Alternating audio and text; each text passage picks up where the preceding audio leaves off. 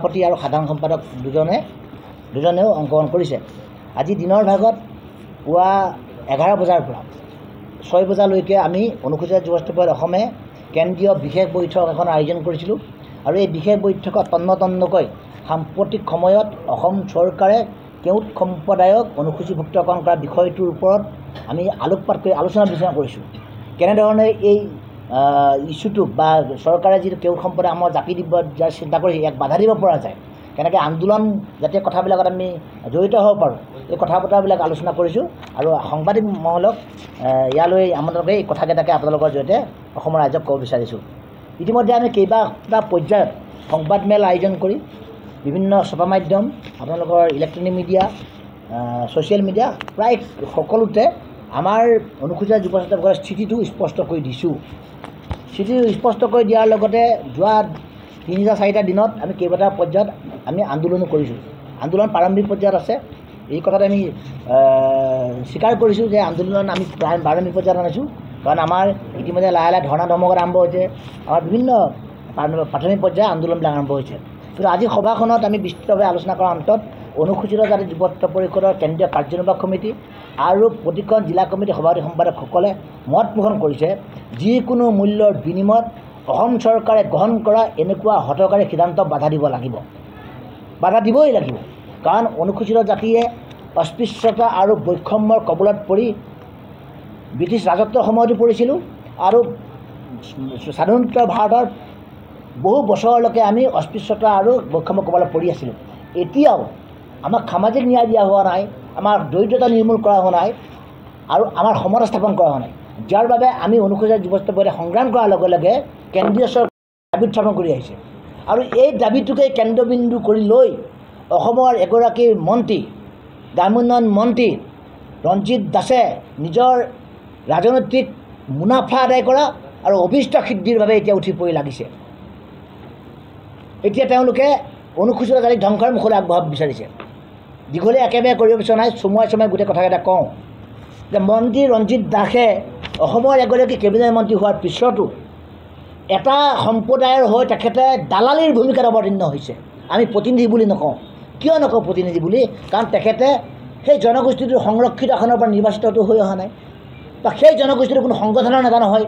তেখেতে সৰ্বসাধাৰণ জনসাধাৰণ চিডিউল কাষ্ট, চিডিউল ট্ৰাইব, সাধাৰণ শ্ৰেণী সকলোৰে ভোট লৈ তেখেতে বিধায়ক হৈছে আৰু অসমখনৰ গ্ৰাম্যোন্নয়ন বিভাগটো পৰিচালনা কৰিবৰ কাৰণে তেখেতক ডক্টৰ হিমন্ত বিশ্ব শৰ্মা ডাঙৰীয়াই দায়িত্ব দিছে। কিন্তু এতিয়া ৰঞ্জিত দাসে নিজৰ অভিষ্ট সিদ্ধি, নিকৃষ্ট ৰাজনৈতিক মুনাফা আদায়ৰ বাবে তেখেতে কেওট সম্প্ৰদায়ৰ স্পক্স পাৰ্চন, মুখপত্ৰ বা দালালিৰ ভূমিকাত অৱতীৰ্ণ হৈছে। যোৱাকালিও আমি দেখিছোঁ, পূৰ্বৰ সময়ছোৱা বাদ দিলোঁ, যোৱাকালিও আমি দেখিছোঁ গহপুৰৰ ছয়দুৱাৰ মহাবিদ্যালয়ত অনুষ্ঠিত হোৱা কেওট সংগঠনসমূহৰ সভাত ৰঞ্জিত দাসে অংশগ্ৰহণ কৰাই নহয়, তেখেতে সংবাদ মাধ্যমত দিছে যে যিকোনো পৰিস্থিতিৰ বিনিময়ত কেওট সম্প্ৰদায় অনুসূচীভুক্তকৰণ কৰা হ'ব। কিমান ধিক্কাৰজনক কথা কৈছে। আমাৰ অনুসূচিত জাতিৰ 40 লাখ মানুহক তেখেতে অপমান কৰিছে, 40 লাখ মানুহক তেখেতে অপমান কৰিছে আৰু অনুসূচিত জাতিৰ ভোটাৰৰ পৰা ভোট লৈ তেখেতে বিধায়ক হৈছে আৰু এতিয়া মন্ত্ৰী হৈছে। গতিকে প্ৰথমতে ডক্টৰ হিমন্ত বিশ্ব শৰ্মাক এই ৰঞ্জিত দাস নামৰ মন্ত্ৰীজনক অপসাৰিত কৰিবলৈ দাবী উত্থাপন কৰিছোঁ। কাৰণ তেখেতে কেওট সম্প্ৰদায়ৰ নেতা নহয়, তেখেতে কেওট জনজাতীয় বা কেওট জনগোষ্ঠীয় সংগঠনৰ তেখেত নেতা নহয়, প্ৰতিনিধি নহয়। তেখেতে কিয় দালালি কৰিছে? দালালি কৰাৰ অন্তৰালত সাংঘাতিক ৰাজনৈতিক চক্ৰান্ত আছে। গতিকে আমি ৰঞ্জিত দাসক ধিক্কাৰ জনাইছোঁ আৰু কোনো কাৰণতে ৰঞ্জিত দাসে কৈছে যে কেওট সম্প্ৰদায়ক অনুসূচীভুক্তকৰণ কৰাৰ ক্ষেত্ৰত কোনো বাধা দিব নোৱাৰে। আমি কৈছোঁ অনুসূচিত যুৱস্থাপন পৰিষদে ৰঞ্জিত দাস অসমৰ মালিক নহয়, ৰঞ্জিত দাস অনুসূচিত জাতিৰ অভিভাৱক নহয়। ৰঞ্জিত দাসে অসমৰ জাতি জনগোষ্ঠীক অনুসূচীভুক্তকৰণ কৰিবলৈ তেখেতৰ কোনো ধৰণৰ দক্ষতা আৰু তেখেতৰ কোনো ধৰণৰ কেপাচিটি নাই।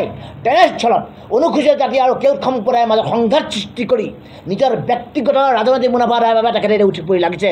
সেইকাৰণে ৰঞ্জিত দাসক আজিৰ সংবাদত প্ৰথমতে সকীয়াই দিছোঁ, এই দাবী তুমি সোনকালে পৰিহাৰ কৰা।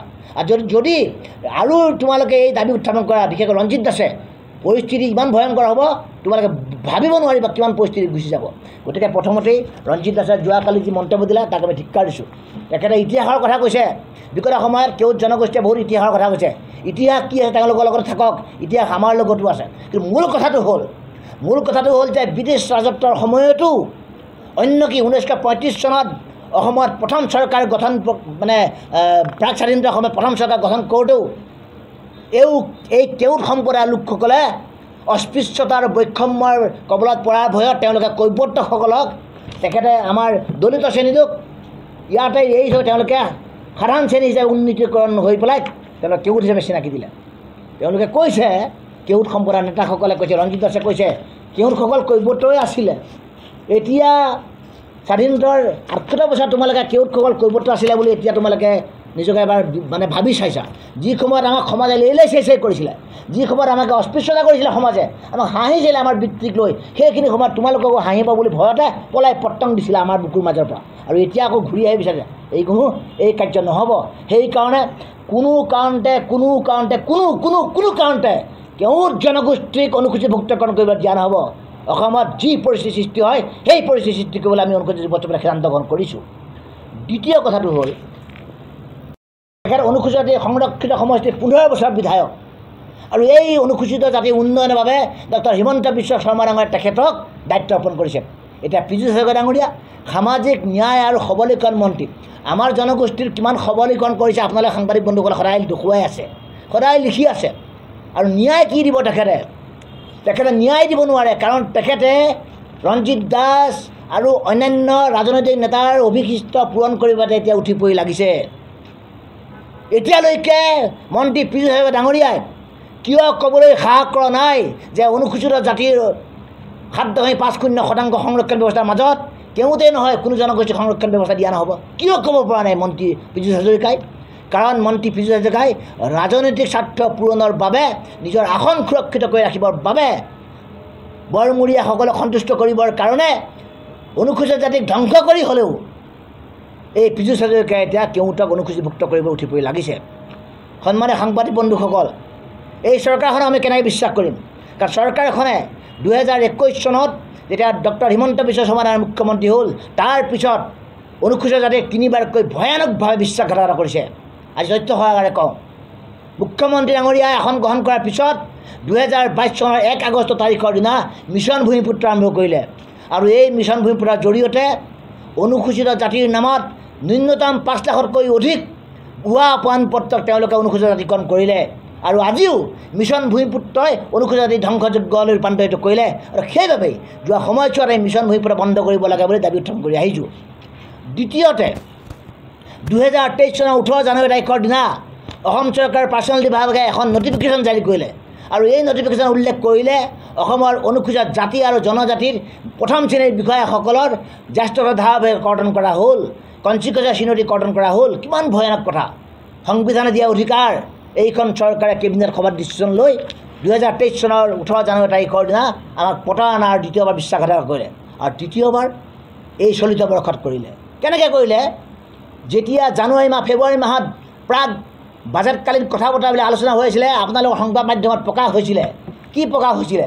যে চলিত বৰ্ষৰ বাজেটত অনুসূচিত জাতিৰ উন্নয়ন আৰু কল্যাণৰ মূল যিখন আধাৰ, এই আধাৰ অনুসূচিত জাতি উপ পৰিকল্পনা আঁচনি কৰ্তন কৰি দিয়া হ'ব।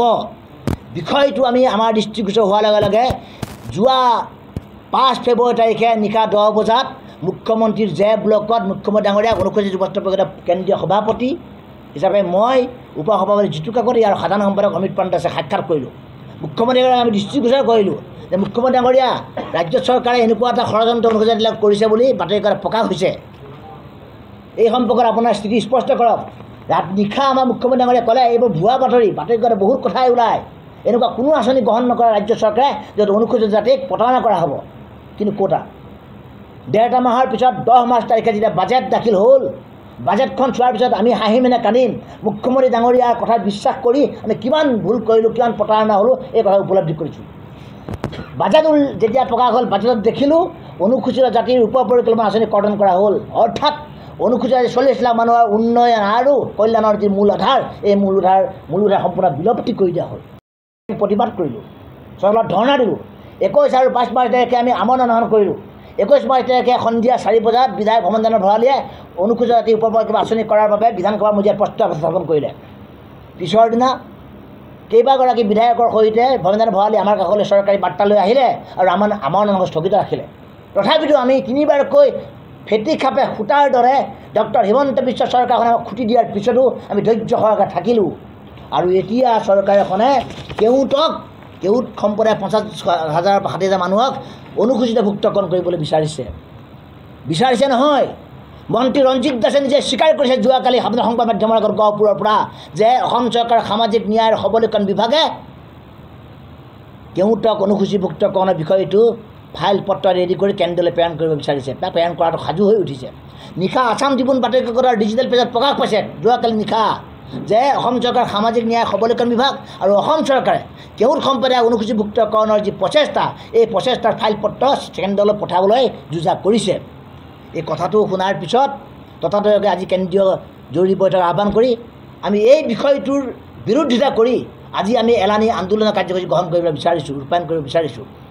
অৰ্থাৎ আমি অনুসূচিত জাতি উপস্থিত পৰিষদে অহা পৰহিলৈ 29 জুলাই তাৰিখৰ দিনা মহানগৰীৰ চচলত আমি জোৰ প্ৰতিবাদ কৰিম, জোৰ লৈ আমি প্ৰতিবাদ কৰিম এই কাৰ্যৰ বিৰুদ্ধে। কাইলৈ 29 জুলাই 30 জুলাই তাৰিখে সন্ধিয়াৰ পৰত আমি মহানগৰীৰ চচলত আমাৰ সংগঠনৰ গুৱাহাটী কমিটিখনে জোৰ প্ৰতিবাদ কৰি প্ৰথমতে এই কাৰ্যৰ বিৰোধিতা কৰিম। ইতিমধ্যে যিখিনি হৈ গ'ল। দ্বিতীয়তে 1 আগষ্ট তাৰিখৰ দিনা ভাৰতৰ প্ৰধানমন্ত্ৰী নৰ্থ ব্লকত থকা প্ৰধানমন্ত্ৰীৰ কাৰ্যালয়ত আমি দিনত গৈ পেলাই সদলভাৱে ইস্পাপত্ৰ প্ৰদান কৰিম। সেইদিনাই সামাজিক ন্যায় আৰু সবলীকৰণ বিভাগৰ মন্ত্ৰীৰ শাস্তি ভৱনত থকা কাৰ্যালয়তো আমি ইস্পাপত্ৰ প্ৰদান কৰিম। আকৌ সেইদিনাই ৰাষ্ট্ৰীয় অনুসূচিত জাতি আয়োগৰ আমি দিনৰ 3 বজাত গৈ পেলাই ইস্পাপত্ৰ প্ৰদান কৰিম। ইতিমধ্যে এই তিনিওটা কেন্দ্ৰীয় চৰকাৰ প্ৰধানমন্ত্ৰীৰ কাৰ্যালয়, সামাজিক ন্যায় সবলীকৰণ বিভাগৰ মন্ত্ৰী বীৰেন্দ্ৰ কুমাৰৰ কাৰ্যালয় আৰু ৰাষ্ট্ৰীয় আয়োগৰ কাৰ্যালয়ত আমি যোগাযোগ কৰিছোঁ আৰু আমি 1 তাৰিখৰ দিনা আমাৰ তেওঁলোকে সাক্ষাৎকাৰৰ অনুমতি দিছে। আমি ইস্পাপত্ৰ আদি তাত দাখিল কৰিম। কাৰণ কেন্দ্ৰীয় চৰকাৰৰ কেন্দ্ৰীয় সংশ্লিষ্ট বিভাগলৈ জানিব লাগিব অসমত অনুসূচিত জাতিৰ মানুহক কেনেদৰে অত্যাচাৰ কৰা হৈছে। ইফালে 7.50% ৰিজাৰ্ভেশ্যন দিছে 40 লাখ মানুহক, উন্নয়ন কল্যাণ কৰিব নোৱাৰি বাৰে বাৰে 10 বছৰ মূৰত আমাৰ সংৰক্ষণ বঢ়াই আছে। আকৌ আমাৰ ওপৰত অৰ্হতাবিহীনভাৱে কেওঁট সম্প্ৰদায়ক জাপি দিব, এই কথা মানি ল'ব নোৱাৰি। আৰু সেইবাবেই এই গোটেইখিনি কথা কেন্দ্ৰীয় পৰ্যায়ত জনাম। আৰু তাৰ লগতে 1 আগষ্ট তাৰিখৰ দিনা মহামান্য উচ্চতম ন্যায়ালয়ত আমি ৰাজহুৱা স্বাৰ্থজড়িত আবেদন দাখিল কৰিবৰ বাবে ইতিমধ্যে আমি উচ্চ ন্যায়ালয়ৰ উকিলৰ লগত কথা বতৰা পাতিছোঁ। আমি সেইখিনি কাম কৰিম। আৰু এইখিনি কাম সমাপ্তিৰ পিছত নতুন দিল্লীস্থিত অসমীয়া সাংবাদিকসকলৰ যিটো কাৰ্যালয় আছে, সেই কাৰ্যালয়ত বিয়লি 4 বজাত আমি এখন সংবাদমেল সম্বোধন কৰিম। অৰ্থাৎ গোটেই বিষয়টো আমি নতুন দিল্লীত অৱগত কৰাৰ লগতে নতুন দিল্লীত সংশ্লিষ্ট কাৰ্যালয়ত জনাম। তাৰোপৰি 1 আগষ্ট তাৰিখৰ নিশা আমি ৰাষ্ট্ৰীয় পৰ্যায়ত থকা অনুসূচিত জাতি আৰু জনজাতি বিভিন্ন সংগঠনসমূহৰ লগত আলোচনা বিলোচনা বহি আমাৰ যি দুখ দুৰ্দশা তাৰ কথাসমূহ আমি ক'ম আৰু একেলগে তেওঁলোকৰ সহযোগিতা কামনা কৰিম। তাৰ পৰৱৰ্তী সময়ত 3 আগষ্ট তাৰিখৰ দিনা লখিমপুৰত, 4 আগষ্ট তাৰিখৰ দিনা ধেমাজিত, 5 আগষ্ট তাৰিখৰ দিনা ডিব্ৰুগড়ত, 6 আগষ্ট তাৰিখৰ দিনা শিৱসাগৰ আৰু নাজিৰাত, 7 আগষ্ট তাৰিখৰ দিনা যোৰহাট আৰু গোলাঘাটত, 8 আগষ্ট তাৰিখৰ দিনা নগাঁৱৰ দৰঙত আমি একেলগে জিলা সদৰবিলাকত আমি ধৰ্ণা কাৰ্যসূচী ৰূপায়ণ কৰিম। তাৰ পৰৱৰ্তী পিছত 10 হয় মানে ইতিমধ্যে সম্ভাৱনাটো আহি পৰিছে, সিদ্ধান্তটো চূড়ান্ত হোৱা নাই যদিও আমি প্ৰকাশ কৰিছোঁ 10 আগষ্ট তাৰিখৰ দিনা আমি গুৱাহাটীত চৰকাৰে ঠিক কৰি দিয়া স্থানতে আমি বৃহৎ গণসমাৱেশ আয়োজন কৰিব বিচাৰিছোঁ। কাৰণ আমাৰ জাতিৰ অস্তিত্বৰ কথা আছে, জাতিৰ মৰ্যাদাৰ কথা আছে, জাতিৰ জীয়াই থকাৰ কথা আছে। জাতি এতিয়া সংকটৰ সন্মুখত। অনুসূচিত জাতিয়ে বিগত স্বাধীনতাৰ পৰা 78 বছৰ হ'ল কোনোদিনা অনুসূচিত জাতিৰ জীৱনলৈ এনেকুৱা সংকট নমাই অনা নাছিলে কোনেও। এতিয়া অসম চৰকাৰে সংকট নমাব বিচাৰিছে, গতিকে আমি বাধা দিব বিচাৰিছোঁ। জোৰদাৰ প্ৰতিবাদ হ'ব। দেশৰ সকলো বল প্ৰয়োগ কৰি এই কাৰ্য আমি বন্ধ কৰিব লাগিব। আৰু তাৰ লগতে 10 তাৰিখৰ পিছত 15 আগষ্টৰ স্বাধীনতা দিৱসৰ পূৰ্বে যদি অসমৰ মুখ্যমন্ত্ৰী ডক্টৰ হিমন্ত বিশ্ব শৰ্মাই অনুসূচিত জাতিৰ ভুক্তকৰণৰ তালিকাত কেওঁট সম্প্ৰদায়ক স্থান দিয়া নহয়, তাৰ সম্পৰ্কত বিবৃতি নিদিয়ে, চৰকাৰী স্থিতি স্পষ্ট নকৰে, 15 আগষ্টত স্বাধীনতা দিৱস বৰ্জন কৰা হ'ব। আৰু 15 আগষ্টত অসম বন্ধৰ কাৰ্যসূচী কঠোৰভাৱে আমি ৰূপায়ণ কৰি সিদ্ধান্ত গ্ৰহণ কৰিছোঁ।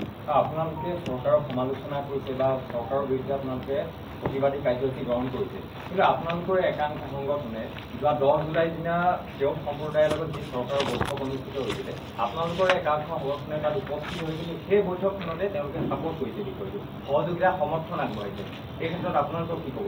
চাওক, ইতিমধ্যে সন্মানীয় সাংবাদিক বন্ধুসকলে সবিস্তৰে এই সম্পৰ্কত বাতৰি প্ৰকাশ কৰিছে।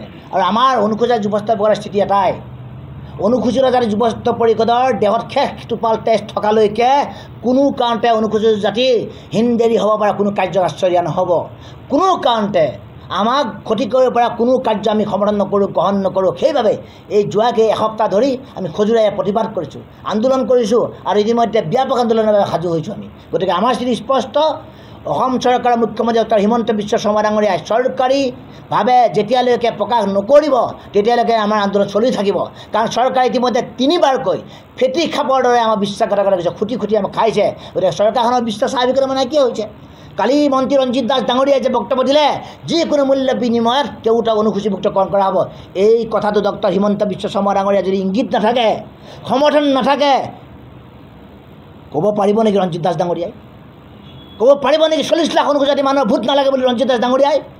40 লাখ মানুহৰ ভোটক লৈ এইখন চৰকাৰ জীয়াই আছে আৰু ৰঞ্জিত দাসে কৈছে অনুসূচিত ক্ষতি কৰি হ'লেও কেওটাক অনুসূচীভুক্তকৰণ কৰা হ'ব। যি কথা কৈছে ইয়াত নিশ্চিতভাৱে পীযুষ হাজৰিকাৰ সমৰ্থন আছেই, লগতে অসম চৰকাৰ মুখ্যমন্ত্ৰী বা তেনেকুৱা পৰ্যায়ৰ কোনোবা ৰাজনৈতিক নেতাৰো আশীৰ্বাদ পুষ্ট হৈ ৰঞ্জিত দাসে এই কথা কৈছে। গতিকে এতিয়া ৰঞ্জিত দাসৰ কথাটোৰ ওপৰত আমি গুৰুত্ব নিদিওঁ, কাৰণ ৰঞ্জিত দাসেতো এতিয়া দালালি কৰিলে কেওটৰ হৈ পেলাই। যি ৰঞ্জিত দাসক আমি ভাবিছিলোঁ তেখেত আমাৰো অভিভাৱক, অনুসূচিত জাতিৰ মন্ত্ৰী পীযুষ হাজৰিকা যেনেকৈ আমাৰ নিজৰ জনগোষ্ঠীটোক ক্ষতি কৰিছে, ঠিক তেনেকৈ আমি ভাবিছিলোঁ ৰঞ্জিত দাস আমাৰো অভিভাৱক। কিন্তু ৰঞ্জিত দাস কেৱল কেওটৰ দালাল। কেওটৰ দালালি নামত তেখেতে পুনৰবাৰ বৰপেটা বিধানসভা সমষ্টিৰ পৰা সংৰক্ষিত আসনৰ নিৰ্বাচন খেলাৰ সপোন দেখিছে। এই যিসকল কেওটে ৰঞ্জিত দাসৰ লগত এই কাৰ্য উচ্চজনে জনাইছে, এইবিলাক এজন কেওটৰ লিডাৰো একো সংস্থাপিত নহয়, পলিটিকেল সংস্থাপিত নহয় আৰু নোৱাৰেও এনেকুৱা চক্ৰান্ত কেতিয়াও সফল হ'বলৈ দিয়া নহ'ব। গতিকে ৰঞ্জিত দাস পীযুষ হাজৰিকাৰ কথাত আমি বিশ্বাস নকৰোঁ। যি অকণমান বিশ্বাস আছে, অসমৰ মুখ্যমন্ত্ৰী হিমন্ত বিশ্ব ডাঙৰীয়াৰ প্ৰতি আহ্বান, আপুনি 15 আগষ্টৰ পূৰ্বে চৰকাৰৰ স্থিতি স্পষ্ট কৰি দিয়ক। যদি চৰকাৰৰ স্থিতি স্পষ্ট নকৰে আমি কিন্তু 15 আগষ্টৰ স্বাধীনতা দিৱস বৰ্জন আৰু অসম বন্ধৰ দৰে কাৰ্যসূচী ঘোষণা কৰাই নহয়, অনুসূচিত জাতিৰ গাঁৱে গাঁৱে এতিয়া আমি বিজেপি দলৰ নেতা পালিতসকলৰ প্ৰৱেশৰ সন্দৰ্ভত আমি কিন্তু চিন্তা চৰ্চা কৰি বাধ্য হ'ম। Stay informed, stay ahead. News NE 365.